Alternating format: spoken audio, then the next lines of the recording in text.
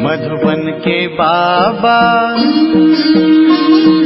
मधुबन के बाबा मुरली वाले, आपका क्या कहना, आपका क्या कहना। ओम शांति। 14 मई 2022 बाबा के महावाक्य।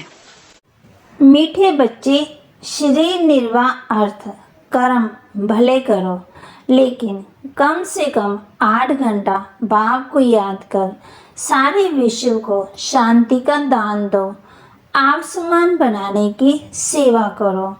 सूर्यवंशी घराने में ऊंच पद पाने का पुरुषार्थ क्या है? उत्तर, सूर्यवंशी घराने में ऊंच पद पाना है तो बाप को याद करो और दूसरों को कराओ। जितना जितना सुदर्शन चक्रधारी बनेंगे और बनाएंगे उतना ऊंच पद पाएंगे। पुरुषार्थ कर 5 विध आनर बनो। ऐसा कोई कर्म ना हो जो सजा खानी पड़े। सजा खाने वालों का पद भ्रष्ट हो जाता है। गीत। इस पाप की दुनिया से कहीं दूर ले चल, कहाँ जहाँ सुख शांति चैन हो। और बाबा हम बच्चों को इस दुख की दुनिया से सुख की दुनिया में ले जाते हैं। ओम शांति। ये है बच्चों की प्रार्थना। किन बच्चों की? जिन्होंने अब तक नहीं जाना है।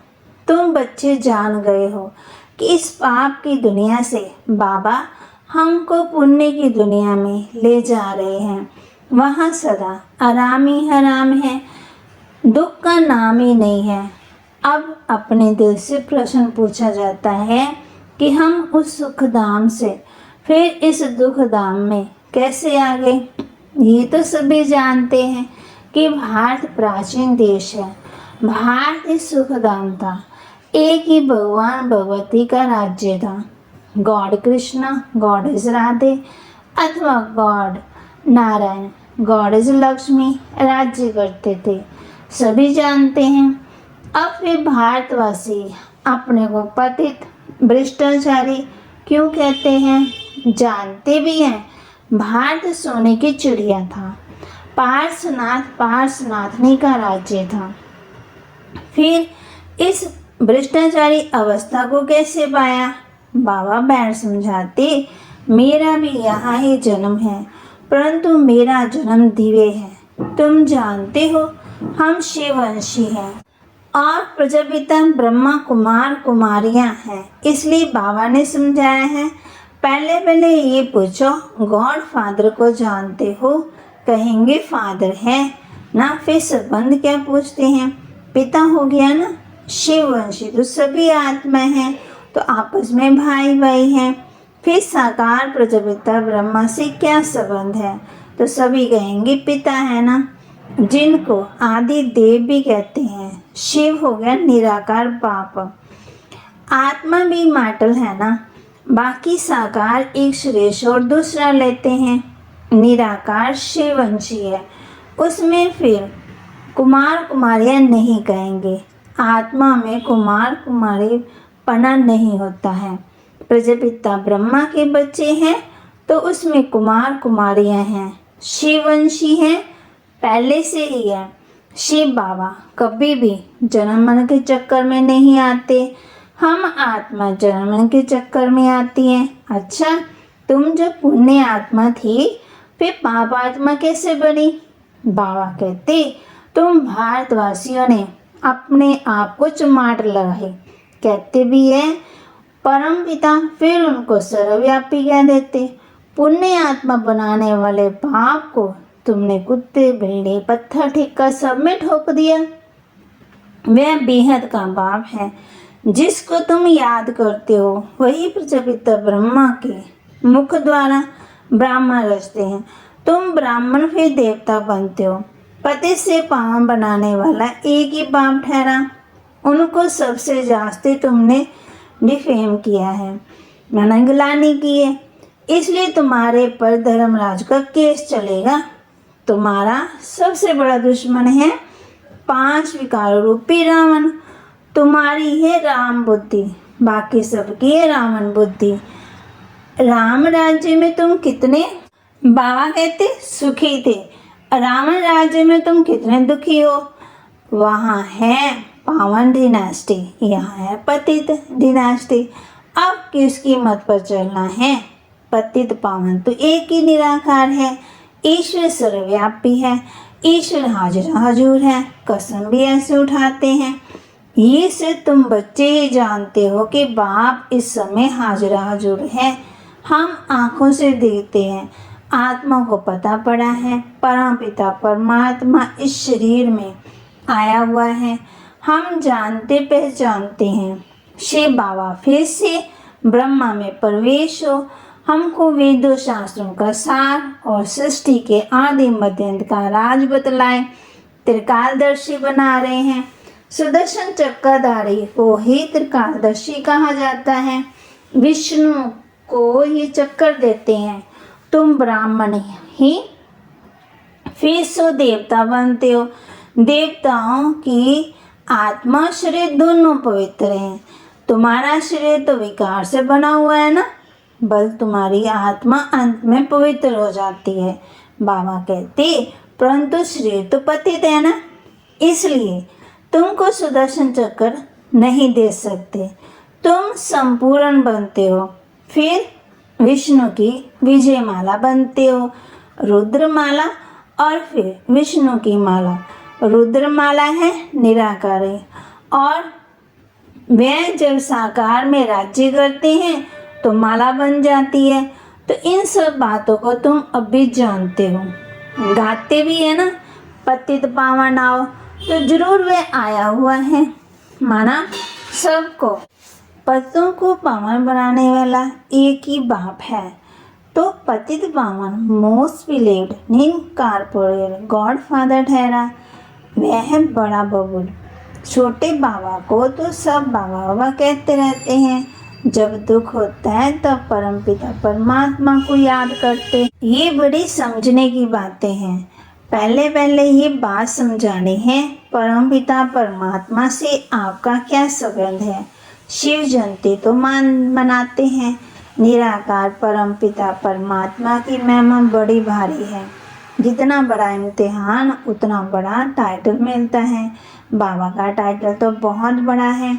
देवताओं की महिमा तो कॉमन है, सर्वगुण संपन्न, 16 कला संपूर्ण। बड़ी हिंसाएं काम कटारी चलाए, एक दो को आदि मध्य दुख देते हैं। ये है बड़ी भारी हिंसा। अभी तुमको डबल अहिंसक बनना है। भगवान वाच, हे बच्चे तुम आत्माएं हो, हम परमात्मा हैं। बाबा हम बच्चों को कह रहे हैं तुम 63 जन्म माना इस विकार में रहे, अब तुमको क्षीर सागर में ले जाते हैं। बाकी पिछाड़ी के थोड़ा समय तुम पवित्रता की प्रतिज्ञा करो। ये तो अच्छी मत है ना। कहते भी हैं हमको पावन बनाओ। पावन आत्मा मुक्ति में रहती है, सतयुग में है जीवन मुक्ति। बाप कहते हैं अगर सूर्यवंशी बनना है तो पूरा पुरुषार्थ करो, मुझे याद करो और औरों को भी याद कराओ।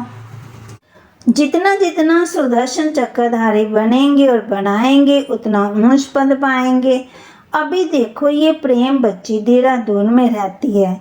इतने सब देहरादून निवासी सुदर्शन चक्रधारी तो नहीं थे। ये कैसे बने? प्रेम बच्ची ने आसमान बनाया ना। ऐसे आसमान बनाते बनाते दैवी झाड़ की वृद्धि होती। अंधों को सज्जा बनाने का पुरुषार्थ करना है। बाबा कहते बच्चे 8 घंटा तो तुमको छूट है। शरीर निर्वाध अर्थ धंधा आदि भी करना है। जहाँ भी जाओ कोशिश करके मुझे याद करो। जितना तुम बाबा को याद करती हो गोया तुम शांति का दान सारे सृष्टि को देते हो। योग से शांति का दान देना कोई डिफिकल्ट नहीं है। हाँ कभी कभी योग में बिठाया जाता है क्योंकि संगठन का बल इकट्ठा हो जाता है। बाबा ने समझाया है शिव बाबा को याद कर उनको कहो बाबा ये हमारे कुल वाले हैं, इन्हों की बुद्धि का ताला खोलो। ये भी याद करने की युक्ति है। प्रैक्टिस तो ये रखनी है चलते फिरते शिव बाबा की याद रहे। बाबा इन पर दुआ करो। दुआ करने वाला रहम दिल तो एक बाबा ही है। हे भगवान इस पर रहम करो। भगवान को ही कहेंगे ना, वह मर्सीफुल, नॉलेजफुल, ब्लिसफुल है, पवित्रता में भी फुल है, प्यार में भी फुल है। तो ब्राह्मण कुलभूषणों का भी आपस में कितना प्यार होना चाहिए। तो बच्चे घर में रहते भाई भाई आपस में लड़ पड़ते, थोड़ी बात में। वहाँ तो जानवर आदि भी नहीं लड़ते। बाबा कहते तुमको भी सीखना है, नहीं सीखेंगे तो बाप कहते तुम बहुत सजाएं खाएंगे, फिर पदवी भ्रष्ट हो जाएगा। सजा लायक हम क्यों बने, पास विद ऑनर होना चाहिए ना। आगे चलकर बाबा सब शास्त्र का कराते रहेंगे। अभी थोड़ा समय है, इसलिए जल्दी करते रहो। बीमारी में भी सबको कहते हैं ना राम राम को, अंदर से भी कहते हैं। पिछाड़ी में भी कोई कोई बहुत तीखे जाते हैं, मेहनत कर आगे बढ़ जाते हैं। तुम बहुत वंडर्स देखते रहेंगे। नाटक के लास्ट में वंडरफुल पार्ट होता है ना, पिछाड़ी में ही वाह होती है। उसी समय तो खुशी खुशी में रहेंगे। जिनमें ज्ञान नहीं है ना, वह तो वहाँ ही बेहोश हो जाएंगे। ऑपरेशन आदि के समय भी डॉक्टर लोग कमजोर को खड़ा नहीं करते हैं ना। पार्टीशन में भी ये हुआ और सभी ने देखा ना, ये बहुत दर्दनाक समय है। इसको खूने नाक कहा जाता है। इनको देखने के लिए बहुत हिम्मत चाहिए। तुम्हारी है 84 जन्मों की कहानी। बाबा कहते हम 100 देवी देवता राज्य करते थे, फिर माया के वश वान मार्ग में गए, फिर अब देवता बनते हैं। ये सिमरन करते रहो तो बेड़ा पार हो जाएगा। यही सुदर्शन चक्र है ना। अच्छा, मीठे मीठे सिक्के लदे बच्चों प्रति माता पिता बाप दादा का याद प्यार और गुड मॉर्निंग। रूहानी बाप के रूहानी बच्चों को नमस्ते। रूहानी बच्चों की रूहानी बाप दादा को नमस्ते। ओम शांति। धारणा के लिए मुख्य सार, बास मन सर्वगुणों में फूल बनना है, आपस में बहुत प्यार से रहना है, कभी किसी को दुख नहीं देना है, चलते फिरते बाप को याद करने का अभ्यास करना है, याद में रह सारे विश्व को शांति का दान देना है। वरदान दे रहे बाबा हम बच्चों को, ज्ञान के राजों को समझ, सदा अचल रहने वाले, निश्चय बुद्धि, विघ्न विनाशिक भव। विघ्न विनाशिक स्थिति में स्थित रहने से कितना भी बड़ा विघ्न खेल अनुभव होगा। खेल समझने के कारण विघ्नों से कभी घबराएंगे नहीं, लेकिन खुशी खुशी से विजयी बनेंगे और डबल लाइट रहेंगे। ड्रामा के ज्ञान की स्मृति से हर विघ्न नथिंग न्यू लगता है, नई बात नहीं लगेगी, बहुत पुरानी बात है। अनेक बार विजयी बने हैं। ऐसे निश्चय बुद्धि ज्ञान के राज को समझने वाले बच्चों का ही यादगार अचल घर है। बाबा कहते अपना यादगार याद है ना। स्लोगन, दृढ़ता की शक्ति साथ हो तो सफलता गले का हार बन जाएगी। दृढ़ता की शक्ति साथ हो तो सफलता गले का हार बन जाएगी। अनमोल महावाक्य मम्मा हम बच्चों को कह रहे हैं, हम जो भी अच्छे व बुरे कर्म करते हैं उनका फल अवश्य मिलता है। जैसे कोई दान पुण्य करते हैं, यज्ञ हवन करते हैं, पूजा पाठ करते हैं, वह समझते हैं कि हमने ईश्वर के अर्थ जो भी दान किया वो परमात्मा के दरबार में दाखिल हो जाता है। जब हम मरेंगे तो फल अवश्य मिलेगा और हमारी मुक्ति हो जाएगी। परंतु ये तो हम जान चुके हैं कि हम इस करने में कोई सदा काल के लिए फायदा नहीं होता। ये तो जैसे कर्म हम करेंगे उससे अलग काल का क्षण सुख की प्राप्ति अवश्य होती है। अगर जब तक ये प्रैक्टिकल जीवन सदा सुखी नहीं बनी तब तक उसका रिटर्न नहीं मिल सकता। बल हम किसी से भी पूछेंगे ये जो भी तुम करते आए हो वह करने से तुम्हें पूरा लाभ मिला, तो उनके पास इसका कोई जवाब नहीं होता। अब परमात्मा के पास दाखिल हुआ या नहीं हुआ वो हमें क्या मालूम। जब तक अपनी प्रैक्टिकल जीवन में कर्म श्रेष्ठ नहीं बने तब तक किसी भी मेहनत कितनी भी मेहनत करेंगे तो भी मुक्ति, जीवन मुक्ति प्राप्त नहीं होगी। अच्छा, दान पुण्य किया लेकिन उस करने से कोई भी कर्म तो भस्म नहीं हुए, फिर मुक्ति, जीवन मुक्ति कैसे प्राप्त होगी? भले इतने संत महात्माएं, जब तक उनके कर्मों की नॉलेज नहीं है तब तक वो कर्म अकर्म नहीं हो सकते, ना वे मुक्ति, जीवन मुक्ति को प्राप्त करेंगे। उनको भी ये मालूम नहीं है कि सत्य धर्म क्या है और सत्य कर्म क्या है। सिर्फ मुख से राम राम कहना, इससे कोई मुक्ति नहीं होगी। बाकी ऐसे समझ बैठना कि मरने के बाद हमारी मुक्ति होगी, उनको ये पता ही नहीं कि मरने के बाद क्या फ़ायदा मिलेगा, कुछ भी नहीं। बाकी तो मनुष्य अपने जीवन में चाहे बुरे कर्म करें चाहे अच्छे कर्म करें, वो भी इसी जीवन में भोगना है।